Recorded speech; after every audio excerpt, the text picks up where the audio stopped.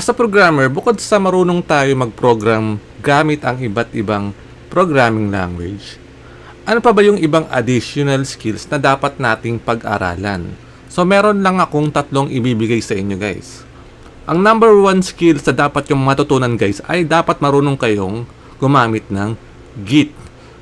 So, saan ba ito ginagamit guys, itong Git na to? Ginagamit to guys para sa mga versioning control ng inyong mga source code.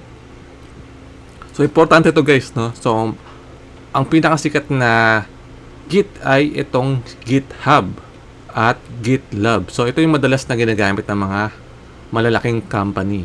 So, sa Git guys, dapat marunong kayo ng mga basic commands gaya ng git clone, git pull, git commit. Ang next skill na dapat nyong matutunan guys ay dapat marunong kayo ng basic database administration.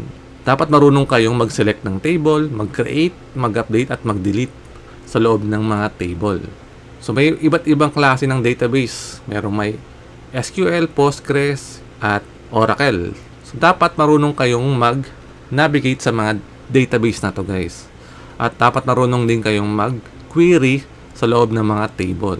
At ang pangatlong skill na dapat nyong matutunan ay ang cloud computing. So, dapat marunong kayo guys ng basic cloud computing. Ang pinakasikat na cloud computing guys ay ang AWS or Amazon Web Services.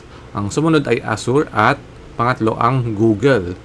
So, kahit aralin nyo lang guys yung AWS, enough na yan para madali kayong matanggap sa mga trabaho.